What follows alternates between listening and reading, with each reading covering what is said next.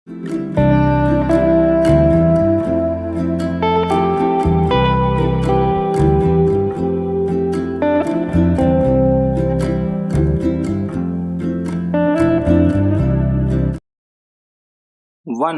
2, 3 start. आखिरकार Delhi police ने माना है कि कुश्ती महासंघ के पूर्व अध्यक्ष बृजभूषण शरण सिंह के खिलाफ यौन उत्पीड़न का मुकदमा चलाया जा सकता है। 6 पहलवानों ने उनके खिलाफ यौन उत्पीड़न, गलत तरीके से छूने, पीछा करने और डराने धमकाने के आरोप लगाए थे। उनमें 15 मामले यौन उत्पीड़न के थे, 10 मामले गलत तरीके से छूने के थे। उसमें एक नाबालिग पहलवान के यौन उत्पीड़न का भी आरोप था। इन शिकायतों के साथ इस साल फरवरी में महिला पहलवानों ने धरना प्रदर्शन किया था। तब सरकार ने उन्हें समझा बुझा और यह भरोसा दिलाकर धरना उठाने पर राजी कर लिया था कि एक समिति इस मामले की जांच करेगी और तब तक कुश्ती महासंघ के अध्यक्ष पद पर बृजभूषण शरण सिंह नहीं रहेंगे। मगर उस समिति ने इस मामले में कोई जांच नहीं की तो महिला पहलवान फिर से धरने पर बैठ गए। उस धरने को खत्म कराने के तरह तरह से प्रयास किए गए, मगर दिल्ली पुलिस ने बृजभूषण शरण सिंह के खिलाफ कोई कार्रवाई नहीं की। सरकार ने भी कोई सकारात्मक रुख नहीं दिखाया। सर्वोच्च न्यायालय ने फटकार लगाई।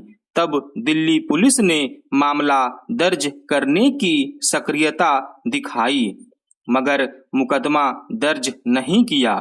उसने कहा कि पहले जांच करनी होगी कि महिला पहलवानों के आरोपों में कितनी सच्चाई है।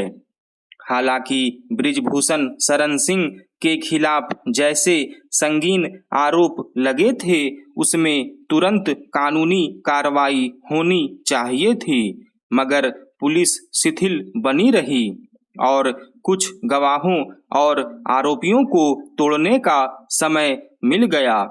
इसका ही नतीजा था कि नाबालिग पहलवान ने अपना आरोप वापस ले लिया।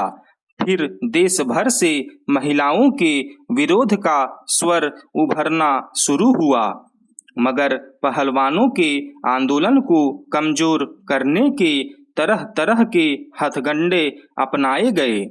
बृजभूषण शरण सिंह खुद को बेगुनाह बताते हुए पहलवानों के खिलाफ बयान देते रहे। यहाँ तक कि उन्होंने अपने पक्ष में अयोध्या में संतों का एक सम्मेलन भी आयोजित कर लिया। हालांकि उस पर रोक लग गई, मगर उन्होंने खुद एक विशाल रैली करके अपना दम दिखाया। फिर जिस दिन नए संसद भवन का उद्घाटन हो रहा था, महिला पहलवान और देश के विभिन्न हिस्सों से आई महिलाएं विरोध प्रदर्शन करते हुए नए संसद भवन की तरफ बढ़ रही थी।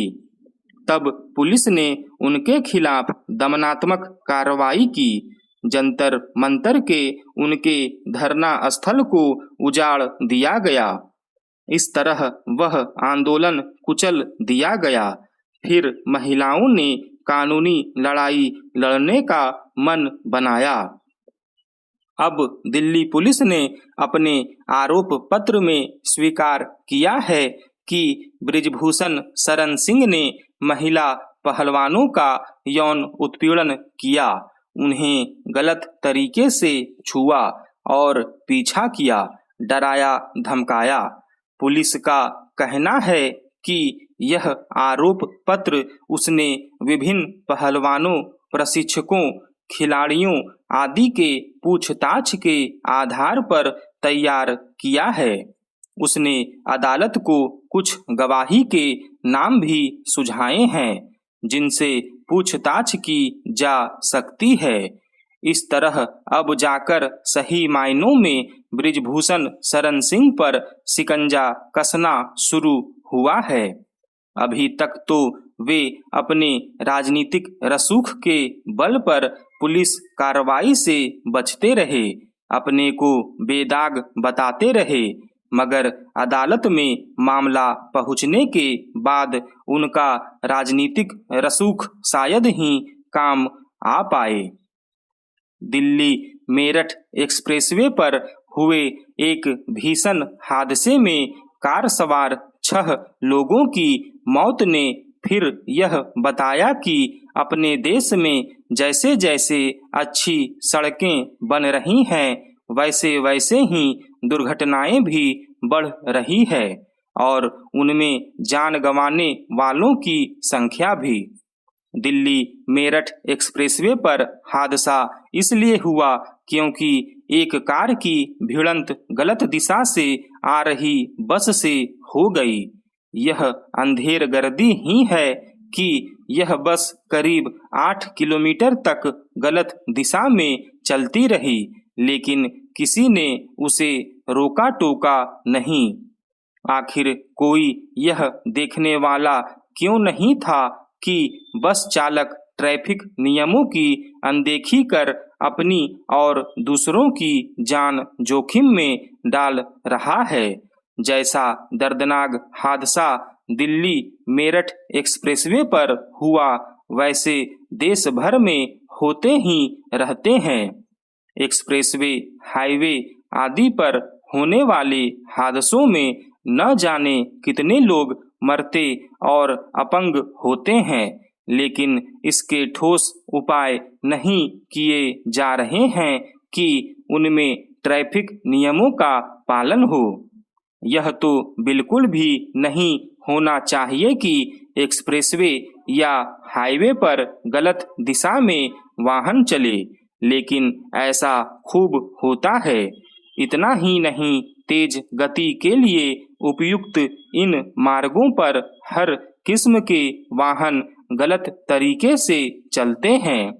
एक्सप्रेसवे पर 2 पहिया वाहन भी देखे जाते हैं और कभी कभी तो 3 सवारी के साथ। ट्रैफिक नियमों का ऐसा खुला उल्लंघन ही जानलेवा दुर्घटनाओं का कारण बनता है। एक आंकड़े के अनुसार अपने देश में प्रति वर्ष 1.5 लाख लोग सड़क दुर्घटनाओं में मारे जाते हैं। यह बहुत बड़ी संख्या है, लेकिन इसके बाद भी मार्ग दुर्घटनाओं को रोकने के लिए वैसे जतन नहीं किए जा रहे हैं जैसे अनिवार्य हो चुके हैं। अपने देश में यातायात पुलिस की भारी कमी है, लेकिन उसे दूर करने का काम प्राथमिकता से बाहर है। जहां कहीं एक्सप्रेसवे, हाईवे आदि पर यातायात पुलिसकर्मी होते भी हैं, वे खानापूरी करते हैं। वे यातायात नियमों का उल्लंघन करने वालों का चालान कर कर्तव्य की इतिश्री कर लेते हैं। आमतौर पर चालान का शिकार वाहन चालक इसलिए बेपरवाह बना रहता है क्योंकि वह मामूली जुर्माना देकर छूट जाता है।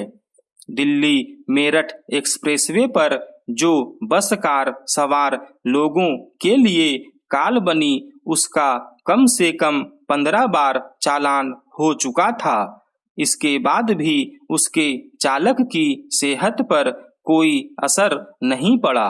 यह समझा जाना चाहिए कि इस तरह के दिखावे के चालान से अराजक यातायात और उसके चलते होने वाले जानलेवा हादसों पर लगाम नहीं लगने वाली।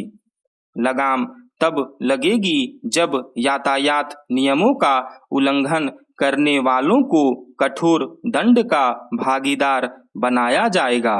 इसी के साथ लोगों को यातायात नियमों के प्रति जागरूक करने की भी सख्त आवश्यकता है, क्योंकि अभी तो स्थिति यह है कि लोग यह जानते हुए भी मनमाने तरीके से वाहन चलाते हैं कि वे सीसीटीवी कैमरों में कैद हो सकते हैं। स्टॉप।